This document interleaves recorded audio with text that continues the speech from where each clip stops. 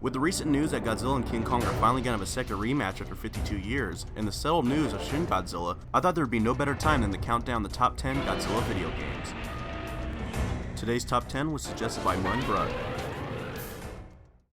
Godzilla Monster of Monsters was the first Godzilla game ever made for the Nintendo Entertainment System. The story was slightly based off the film Monster Zero, where aliens from the planet X invade the Earth using giant monsters. You can either play as Mothra or Godzilla and fight your way through 2D scrolling arenas.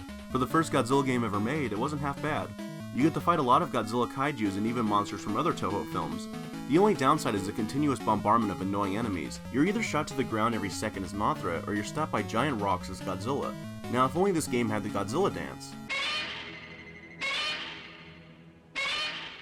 For a fan-made game, this is unbelievably well done. No other Godzilla game I played has so many kaijus and alternate skins to choose from. This game plays like a 2D tournament fighter with hints of mechanics from other Godzilla games. For the story, it's nearly the same as Monster of Monsters. Well, in fact, you'll probably notice that a majority of Godzilla games use the same plot.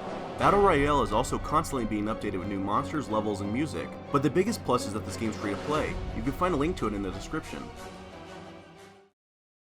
Godzilla Domination is my favorite handheld Godzilla game next to Godzilla Smash and...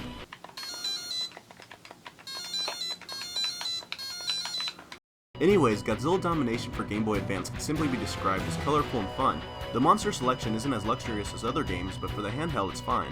For an interesting fact, the American release of this game changed Godzilla to be green rather than gray, and changed Kiryu to be Mechagodzilla 2. Godzilla is most commonly seen as green in the US, so company info games didn't want to confuse consumers. As for Kiryu, I believe the film Godzilla against Mechagodzilla wasn't out in the States yet, so they didn't want to use them. As a side note, Megalon got seriously ripped for this game.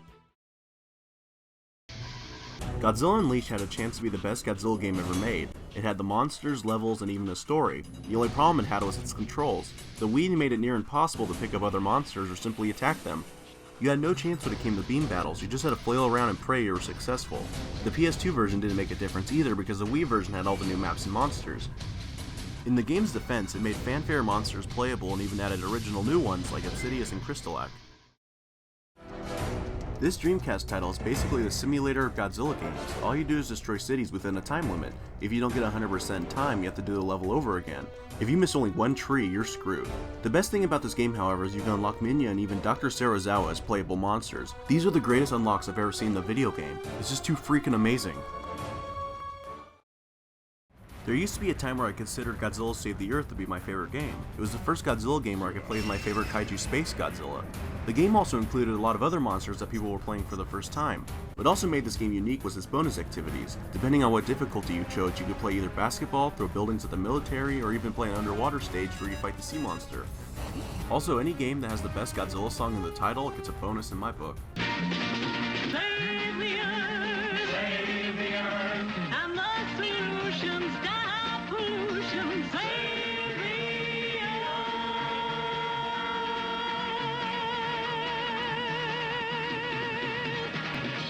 Super Godzilla is one of those games that has a mixed opinion among Godzilla fans. Some either love this game or they hate it. Personally, I like what the game tried to do, but it probably sounded better on paper. A majority of the time, you're walking around a large map as Godzilla.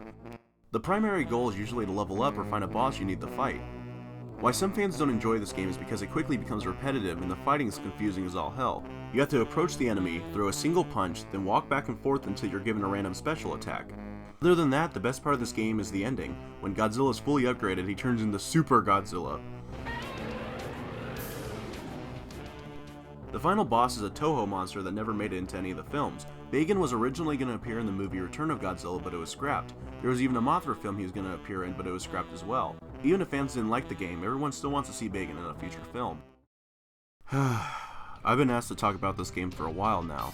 I guess at this point I don't really have a choice. You see, even if you're not a Godzilla fan, you probably heard about this game simply because a majority of gamers hate it. But the thing is, this game wasn't made for the average gamer. This game was made for only the hardcore Godzilla fans like myself. Everything within the game feels truly as if it was taken from the movies. The animations, music, monster design, it's 100% on par. I mean, you can use Godzilla's dance and even fly. The only thing this game is missing is...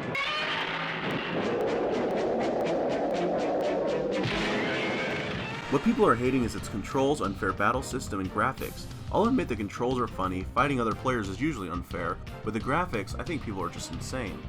Personally, I think this game was on track to becoming the game we've always wanted. It also fulfilled many of the ideas from my old wish list. I believe if we can get a Western AAA company to make the next one, us Godzilla fans will finally have the game of our dreams.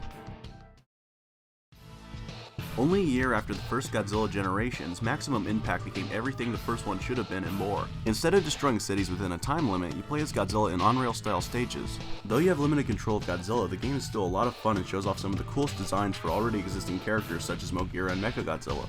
The game might be a little short, but it doesn't matter because this game has the best ending credit music ever created.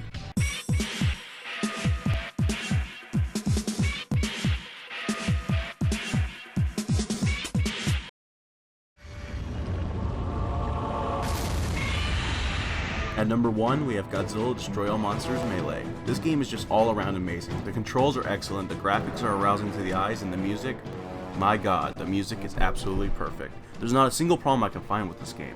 For the first Godzilla Tournament Fighter, the leap to 3D, Pipeworks Software did it right.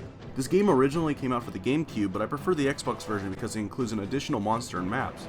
If you've never played this game, I absolutely recommend it. I should also mention that one of the game's developers, Mr. Strange, has created his own game for Steam called Kaiju Combat. If you're looking for a new game to play that has a Destroy All Monsters feel to it, this is it. Well guys, I hope you enjoyed this video. Anyways, thanks for watching, and I'll catch you guys next time.